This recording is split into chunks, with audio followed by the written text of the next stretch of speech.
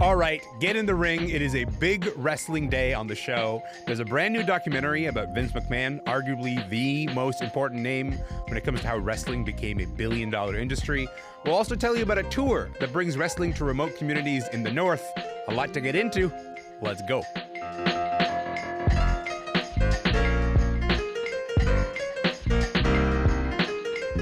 I'm Elamin Abdelmahmoud. This is Commotion. And if you will indulge me, I think the perfect place for us to start is right here. When it comes crashing down and it hurts inside,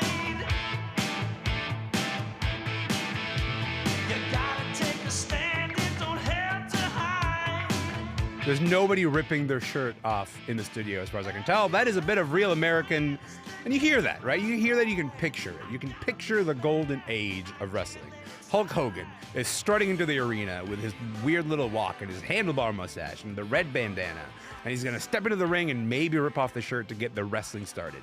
World Wrestling Entertainment is a household name for so many people. And the mastermind behind all of that is Vince McMahon. Vince is WWE's former chairman and CEO. He's the guy who transformed wrestling into a global spectacle, and he made billions of dollars doing it. But Vince McMahon is also controversial. Let me explain. Earlier this year, he resigned from TKO Group, that is now the parent company that owns WWE, following multiple sexual misconduct allegations, including a lawsuit from one of the former employees, Janelle Grant.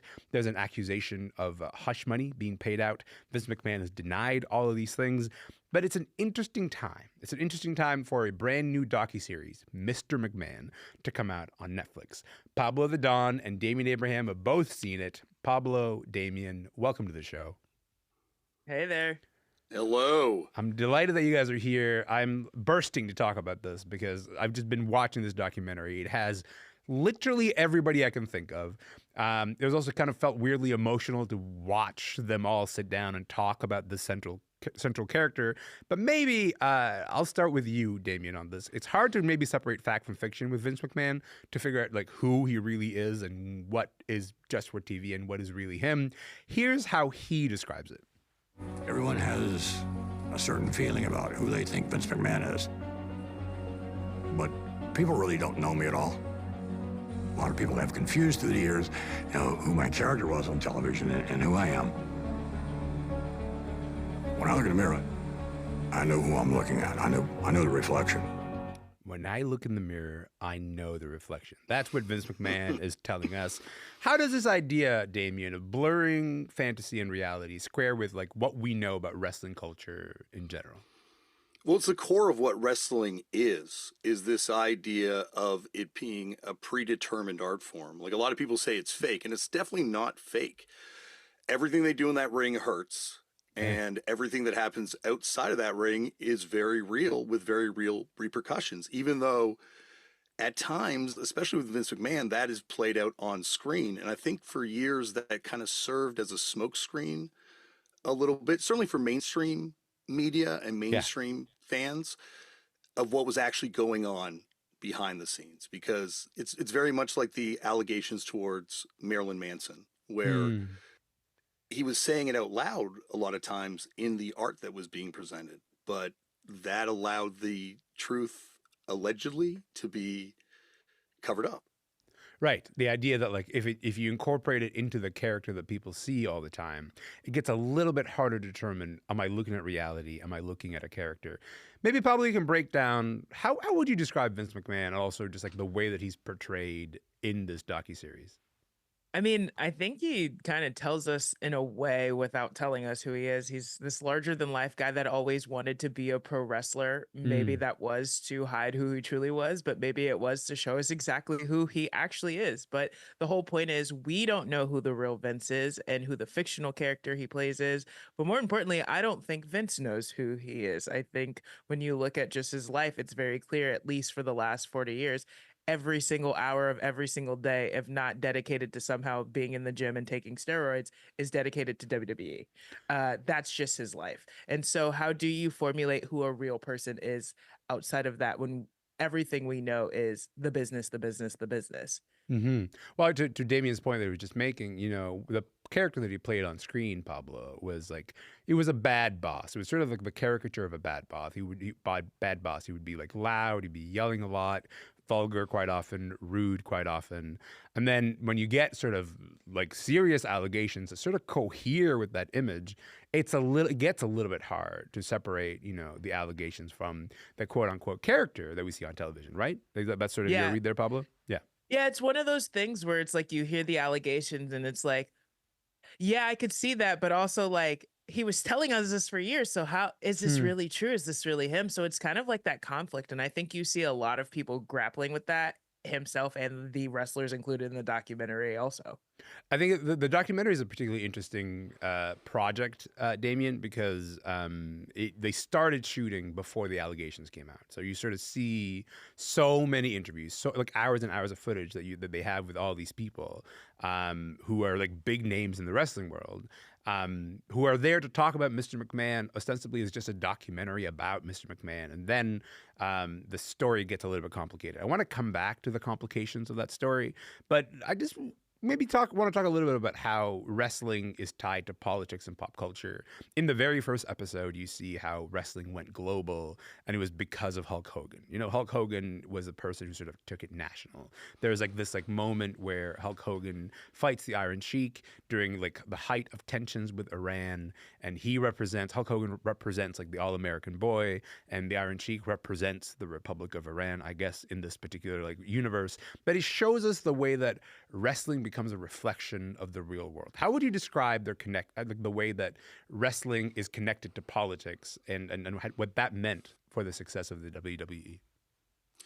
Well, I feel, first of all, him taking it global is one of the myths that's kind of perpetuated by this documentary a little bit, because it is a global art form. It's existed in every country I've ever been to, more than anything else I've ever seen. Maybe Coca-Cola was the only other thing I saw everywhere I went to, like I saw wrestling. And it's always kind of been tied to politics because it really is the opera of the people. Like, this is the most watched TV show each and every week.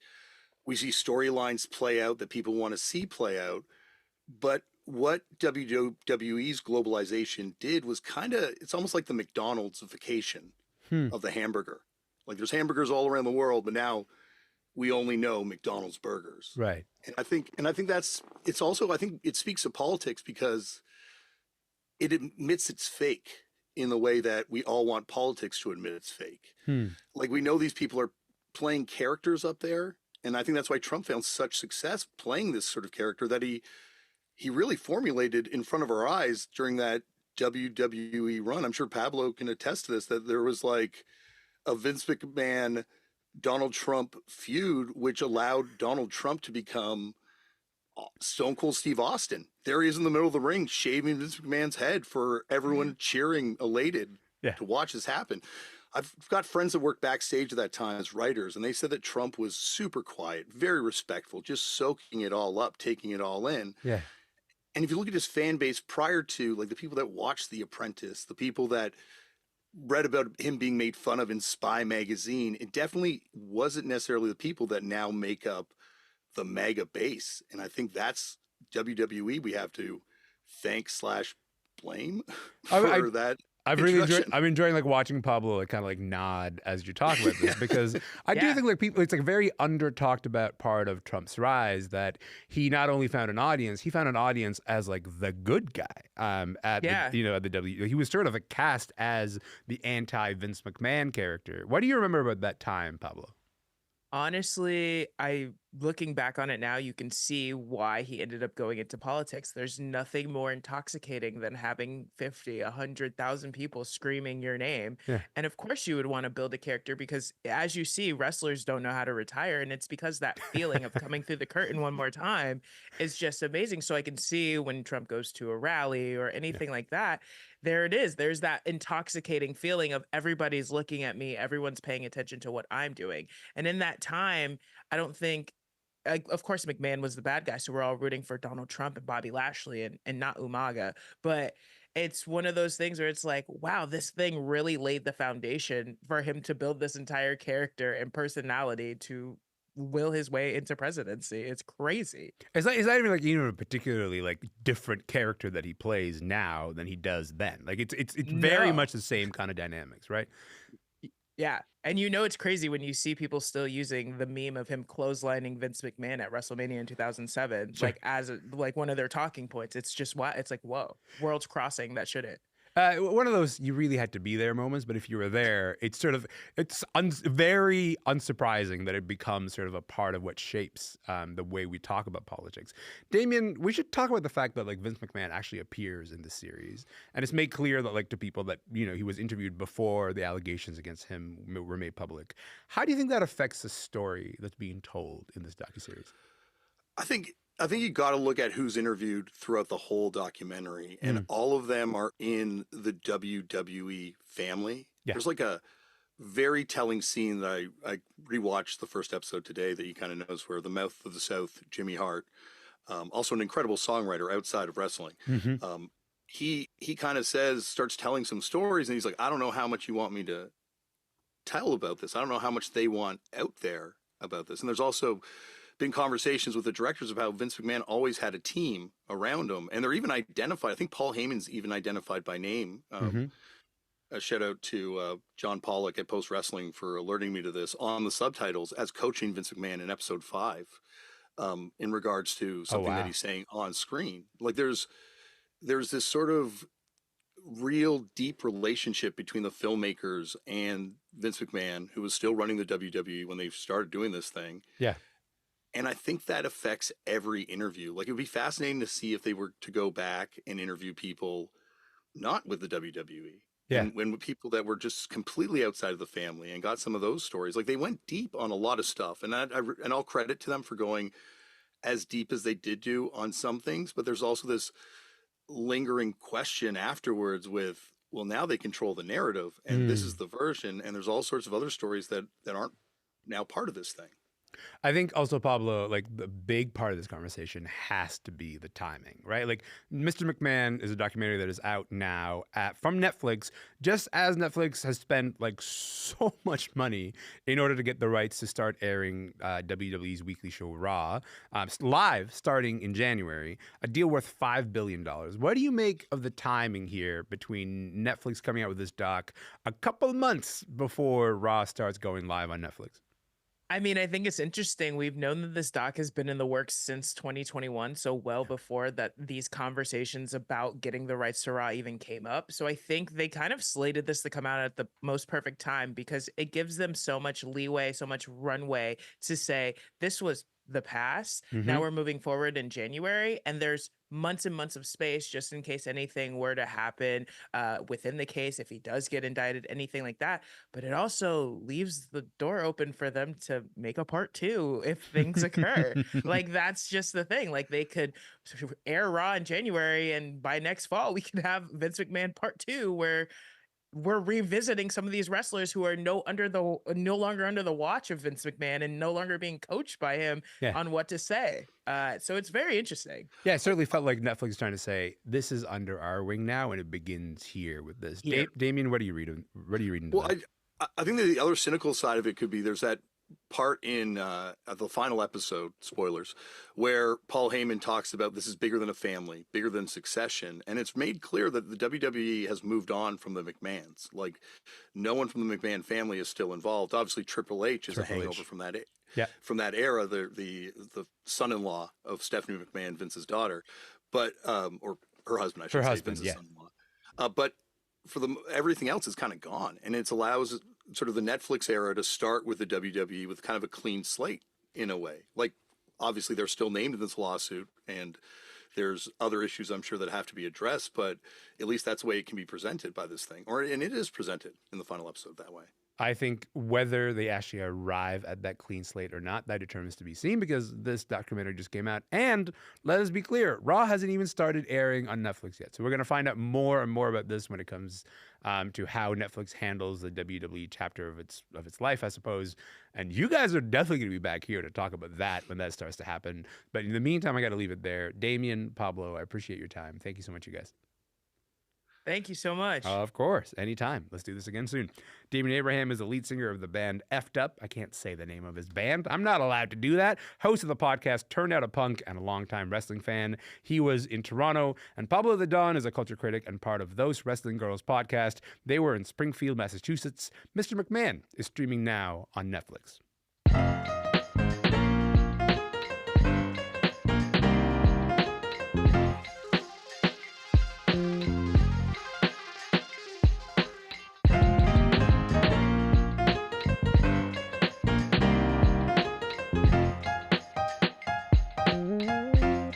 I'm Elamin Abdul Mahmoud. This is Commotion. Let me tell you, I love that today is an all wrestling day.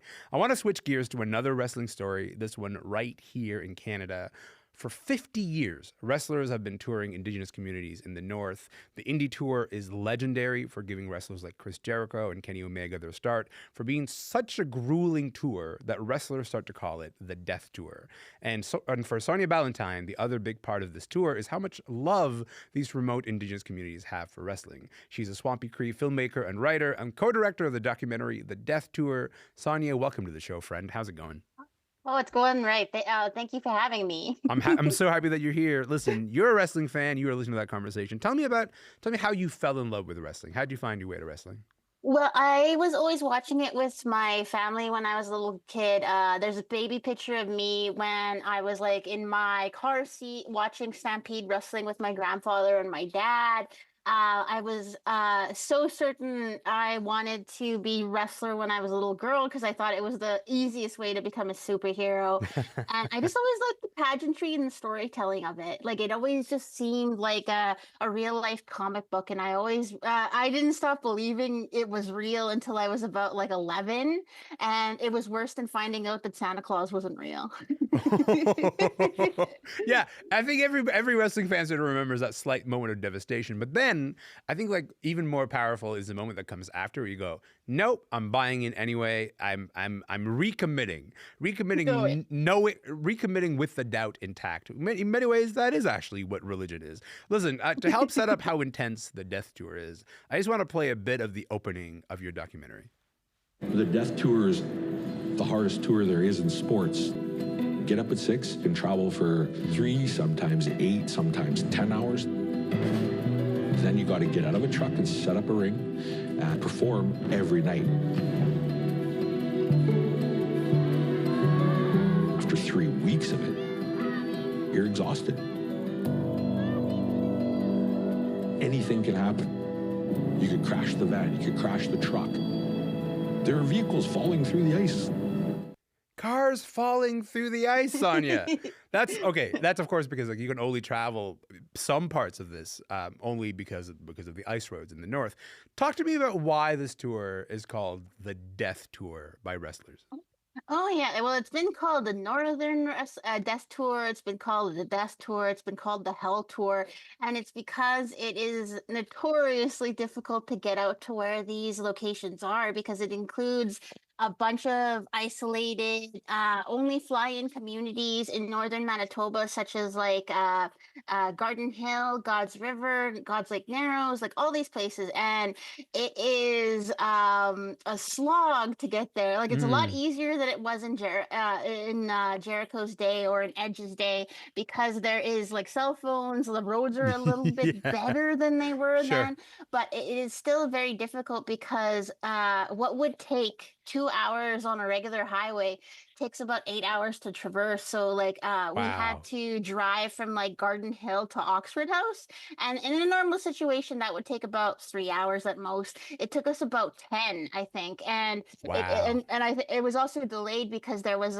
you see it in the film, but we hit a car, a semi truck that had slipped and blocked the entire road going in or out, and so it was And one of the biggest hardships of the tour is food is really expensive. So unless you Yeah. bring your own food up there, you're spending almost as much as you make up there doing the tour on food. And Yeah. so it's like, and plus all the driving and having to set, like the wrestlers are their own ring crew.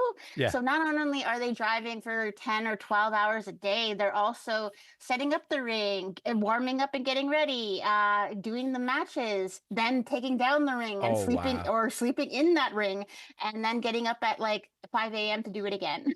Okay, so listen, these are hardships certainly enough to call it the death tour, but also I think the part that we haven't gotten to yet is maybe the love, and I want to get to the love that comes with all of this, because your documentary features a few different wrestlers, including the matriarch, who's an Indigenous wrestler, but what really stands out like the way that communities react when wrestlers visit, because so many kids in the audience are having a blast.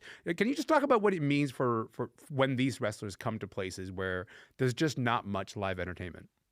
Yeah, and one of the biggest things about the tour is that it's been going on for 50 years.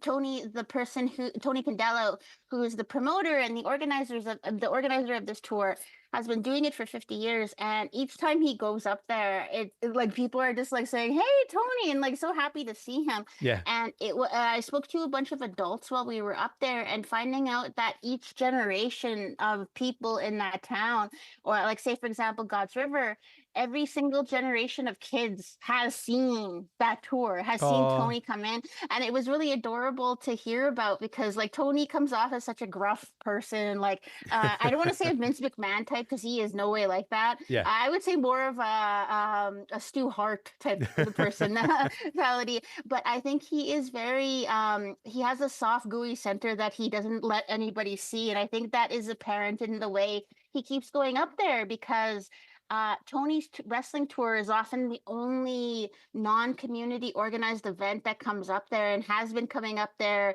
every single year for so many years. The only years he didn't do it was during COVID, because Oh, wow. whereas Winnipeg would reopen to normal business, the reserves had their own rules about what could and couldn't happen during COVID. So Sure. there was a year or so where we weren't allowed to go up there.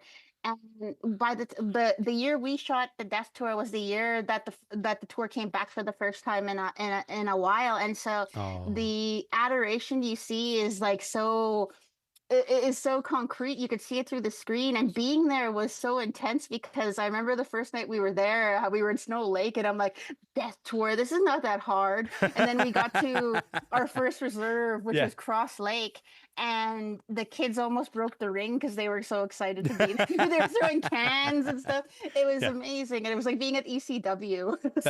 That sounds amazing. That sounds incredible. Listen, earlier this year, you got a chance you were invited to Cannes to show a scene from the Death Tour. It was just a part of a showcase for documentaries that are still in progress. I think like there's this reverence that you have for wrestling that I really love in your voice. You know, you're sort of lighting up as you talk about this. I got about a minute left here, but I just want to talk about how sometimes wrestling isn't taken seriously as a form of entertainment. How much of that was on your mind as you were making this documentary, as you were taking it to Cannes? How much was that sort of in play for you? It was at the forefront mostly just because I remember working with my co-director Stefan, that I was like, okay, no matter what, like even if you want to laugh your ass, oh sorry, I won't say that, laugh your butt off about this, laugh your butt off about some of the stuff they say. Yeah. I want you to take this incredibly seriously, because it's serious for them. And like the only way we'll ever be able to be taken in by this community is if we embrace it as the art form that it is, because it's an art form. It's difficult. It's like if people give their lives for it. People have died doing it in pursuit of their dream. And so I was really, because of being Indigenous as well, I have often been teased or hated or hated on for being Indigenous, but I've also been hated for being a wrestling fan. And so to combine both of them into this film and show it, and basically make a love letter to both the Indigenous community and to my wrestling fandom, was such an important aspect for me, because I wanted to be a pro wrestler when I was a little girl. I ultimately didn't, just because of the things like just because of the environment that Vince McMahon had created in like women's wrestling. Sure. And to focus on people like Sage, the matriarch, or Sarah, the McEnroe, and like just focus on women's wrestling being the main event of a death tour on God's River was something I was really never thought I'd be able to do. Where I was like, okay, I am making the wrestling world a little bit better just by incorporating this film into the history. Yeah, so it was something important to be. No, and I'm so happy that you did. Like, the idea of a love letter to wrestling and a love letter to the Indigenous communities that you want to talk to is like a really lovely way to put it. Sonya Ballantyne, I got to leave it there, but I really appreciate your time. Thank you so much for being here. Oh, thank you for having me. Of course. Sonya Ballantyne is a Swampy Cree filmmaker and writer. She co-directed the wrestling documentary The Death Tour. You can stream it now on CBC Gem and watch it this Saturday on APTN. My name is Elamin Abdul Mahmoud. This show is called Commotion. I'll see you tomorrow.